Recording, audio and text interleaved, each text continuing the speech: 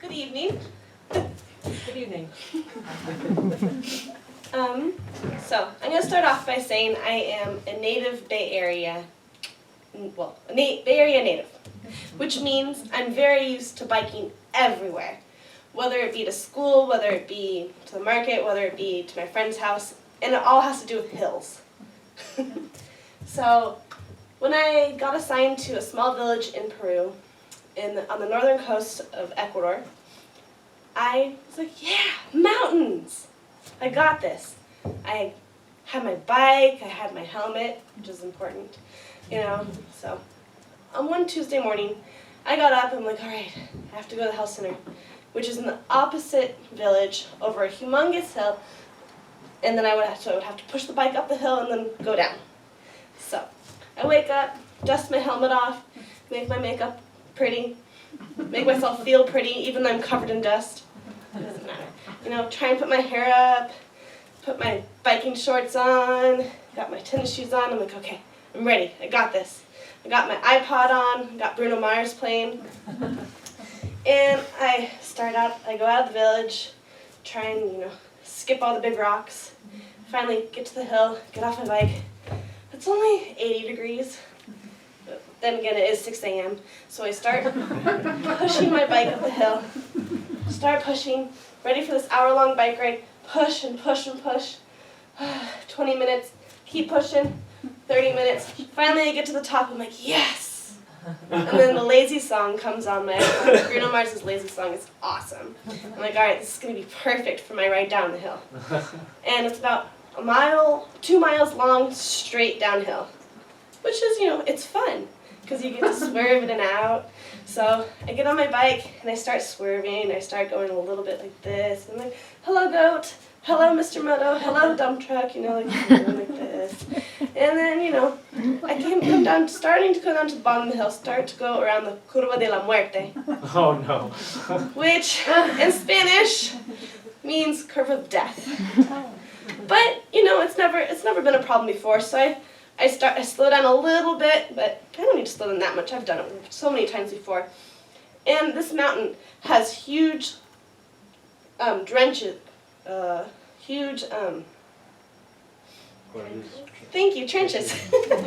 On each side. And as I'm going along, I look down, I'm like, that's a little far, but I'm like, I can make it. And I turn, and there's the pile of gravel in front of me. I'm like, okay, I can avoid that. But boy, do I wish my reflexes were as fast as my brain. Because I did not avoid it. I skidded right into it with both hands on brakes, and as I skidded way off the side of the road, and I went straight down into the trench. And I went bonk, bonk, bonk, bonk on each rock. And finally, when I opened my eyes, I looked down, I'm just completely covered in blood. Hence Bloody Tuesday. But yes, I'm completely covered in blood, and my bike is on this leg, my backpack is all the way over there, my helmet is sort of like slightly to the side, and I'm like, crap. So, luckily, I have like 10 cents left on my phone.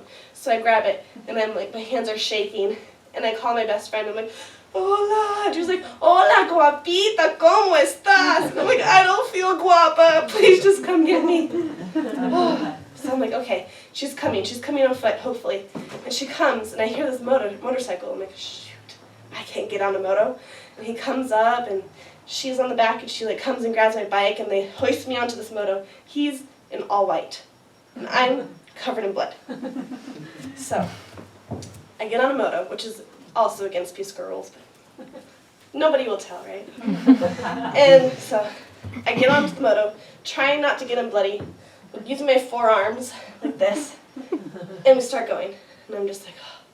I'm starting to kind of wobble, no helmet, no nothing. I'm just like, ah. But finally we get to the health center, which ironically is where I was going in the first place. And we start walking in. The nurses are like, oh no, pobre Lily, what happened? And they grab me, they throw me in the bathroom. But there's no water. So we have to wait for the people to go get the water from the river and then turn on the shower in the health center. As my best friend takes all my clothes to go wash them, and I'm sitting like this in the shower waiting for water. And they come and just bring a bucket of brown water.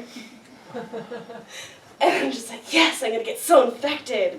And so we start to squeeze the pink soap on, and they start scrubbing me, and like the water and everything, and it stung so much. But finally, at the end of it, my friend had brought me her little nightgown, which is made for a 5-foot Peruvian lady, and skinny, which I am not, but that's okay. And it's perfect for her, so luckily it's there, because I didn't have any shoes on, I had nothing. So I just put this on, and I'm kind of going like this, trying to make sure it covers my thighs, trying to make sure it covers my chest, and I look around, and I'm like, okay, I can walk out into the hallway. I walk out, and right in front of me, there are 3 men standing in white coats, all from the district health center that came for supervision. And they're just looking at me like, what is the hell is this gringa doing standing here dripping blood and mud all over our clean floor? And she's barefoot! Oh my gosh. As many of you might know, in Latin American countries, you should never be barefoot. Especially if you don't want the bad spirits to get into you and give you a cold. Duh. I start to tiptoe out of the health center. I tiptoe and I say, hola, I have to go out and get some air. So I tiptoe, I start kind of running, and I finally get out and go, oh, I made it. No more walk of shame. But I hear the school bell. No! And I could see my clothes drying, my friend's front yard, just across the schoolyard.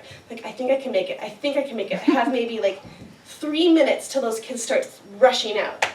And I start walking. I start running. I'm like, oh crap! My leg goes out, and my ribs are like burning. And I'm like, no! And so I keep going, a little bit limping. And the first kid comes. I'm like, no! And I realize I'm not wearing a bra. I'm not wearing shoes. So I just kind of go like this. Hola! And then all of his 6-year-old friends come along, like, what happened to you? I'm like, still covered in a little bit of blood. And I'm just like, nah, I'm good. And I just keep trying to walk. I'm like, I'm going over there.